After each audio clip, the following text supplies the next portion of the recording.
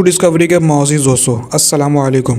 ناظرین اکرام، اسلام کے بارے میں ہر دور میں ہی شکوک و شبہات پیدا کرنے اور اسلام سے دور رکھنے کے لیے سازشیں کی جاتی رہی ہیں، جن میں سب سے بڑا کردار یہودی کمیونٹی نے کیا۔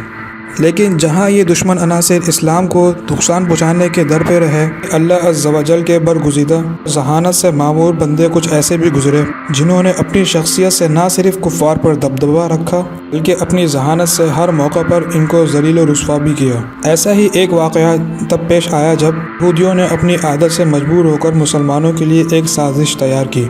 اس سازش کے تحت انہوں نے یہ منصوبہ بنایا کہ وہ عام لوگوں تک رسائی حاصل کریں گے اور ایک یہودی عالم کے ذریعے مسلمانوں کے سامنے 3 سوالات رکھیں گے۔ پہلا سوال یہ ہے کہ اللہ ایک ہے تو اس سے پہلے کیا تھا؟ دوسرا سوال یہ کیا گیا کہ اللہ موجود ہے تو اس کا چہرہ کس طرف ہے؟ اور تیسرا سوال اس نے یہ کرنا تھا کہ اللہ خود ہے تو اس ٹائم کیا کر رہا ہے؟ لہذا اسی مقصد کے تحت اس یہودی نے بہت سا مال و دولت لیا اور بغداد کی بڑی بڑی مسجدوں کی طرف چل نکلا۔ پہلے پہل اس نے بغداد میں بڑی مسجدوں کا آ کر انتخاب کیا جہاں اسے زیادہ سے زیادہ لوگ اور سامعین مل سکتے تھے، اور پھر اس نے وقتاً فوقتاً لوگوں کے سامنے اپنے سوالات رکھنا شروع کر دیے کہ خدا سے پہلے کیا تھا، جس کا جواب نہ تو کوئی عام آدمی دے سکتا تھا اور نہ ہی کوئی علماء اکرام دے سکتے تھے جو کہ اس وقت دین اسلام کی تعلیم پھیلا رہے تھے۔ اس کے علاوہ اس نے عام لوگوں کو پریشان کرنے کے علاوہ مختلف مسجد میں لوگوں کو جا کر پریشان کرنا شروع کر دیا اور ہر کسی کو لاجواب کرتا گیا اور آگے بڑھتا گیا۔ تمام لوگ پریشان تھے، یہ ماجرا کیا ہے اور ایسا کیوں ہو رہا ہے؟ حتیٰ کہ وہ شخص حاکم وقت کے دربار پر جا پہنچا اور وہاں جا کر بھی اس نے یہی سوال کیا۔ خلیفہ وقت عبد المالک بن مروان رحمۃ اللہ علیہ بڑے پریشان ہوئے کیونکہ وقت کے علماء کو اس سوال کے بارے میں علم نہیں تھا۔ چنانچہ اس یہودی عالم کو انہوں نے اپنا مہمان بنایا اور یہودی عالم اس بات سے بہت خوش ہوا۔ اسے ایسا محسوس ہوا جیسے کہ وہ اپنی منزل کے قریب آ گیا ہو، کیونکہ وہ لوگوں کو بھٹکانا چاہتا تھا اور اس کام میں وہ کسی حد تک کامیاب بھی ہو چکا تھا۔ جب بادشاہ نے اسے رکنے کی دعوت دی تو وہ سمجھا شاید بادشاہ اس کی ذہانت کی وجہ سے متاثر ہوا ہے، لیکن خواتین و حضرات وہ یہ بات نہیں جانتا تھا کہ خلیفہ عبد المالک بن مروان بھی اپنے وقت کا ایک عالم تھا۔ خلیفہ عبد المالک بن مروان رحمۃ اللہ علیہ نے کہا کہ تم اپنے سوالات کے بارے میں مجھے بتاؤ کہ سوالات کون کون سے ہیں، میں کوشش کروں گا کہ ان سوالات کے جوابات اپنے شاہی علماء سے لے کر تمہیں دوں۔ اس نے باری باری اپنے تینوں سوالات دہرا دیے۔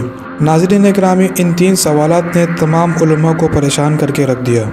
خلیفہ عبد المالک بن مروان رحمۃ اللہ علیہ نے سوچ کر کہا ان 3 سوالات کے جوابات ایک نوجوان دے سکتا ہے۔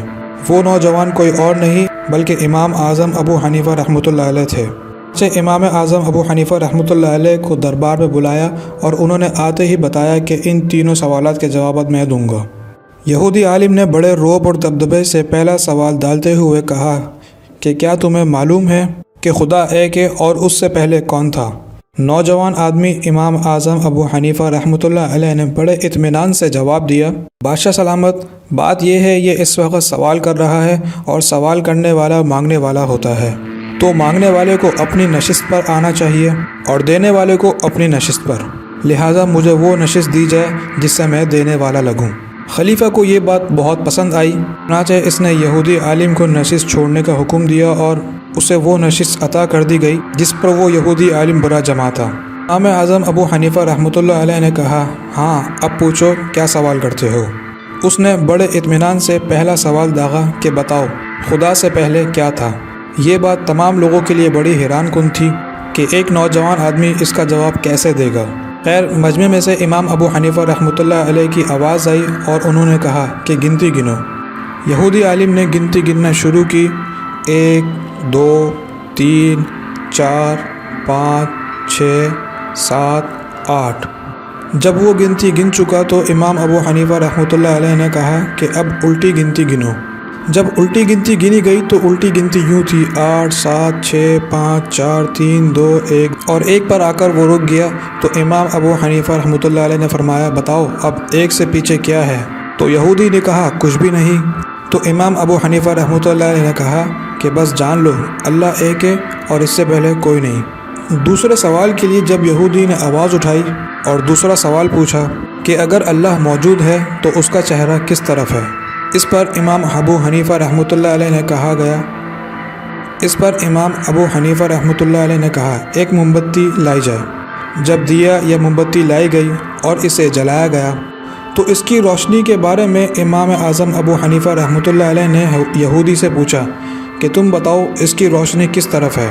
یہودی عالم پریشان ہوا اور وہ حیران ہوا کہ یہودی عالم کیا کر رہا ہے۔ چنانچہ اس نے یہ کہا کہ اس کی روشنی تو چاروں طرف ہے۔ اس پر امام اعظم ابو حنیفہ رحمۃ اللہ علیہ نے کہا اللہ نور ہے اور اللہ کی روشنی بھی چاروں طرف ہے۔ آخر میں تیسرے سوال کی باری آئی اور جب اس نے تیسرا سوال پوچھا کہ اس وقت اللہ کیا کر رہا ہے تو امام اعظم ابو حنیفہ رحمۃ اللہ علیہ نے جواب دیا کہ اس وقت اللہ تعالیٰ ایک نوجوان سے یہودی عالم کو ذلیل کروا رہا ہے۔ اور پھر دنیا امام ابو حنیفہ رحمۃ اللہ علیہ کے نام سے اس طرح سے واقف ہوئی کہ اس یہودی عالم کا نام لینے والا کوئی واقف نہ رہا، اور امام اعظم ابو حنیفہ رحمۃ اللہ علیہ کا نام رہتی دنیا میں ہمیشہ قائم و دائم رہے گا۔ ناظرین، اسی کے ساتھ ہماری ویڈیو کا اختتام ہوتا ہے۔ ویڈیو پسند آنے کی صورت میں اسے لائک کریں، کمنٹ کی صورت میں اپنی قیمتی رائے دیتی رہا کریں اور اسے سوشل میڈیا پہ بھی شیئر کیجیے گا۔ ہماری اگلی ویڈیو آنے تک اپنا، دوستوں کا، رشتہ داروں کا اور گرد و نواح کا خیال رکھیے گا۔ اللہ حافظ۔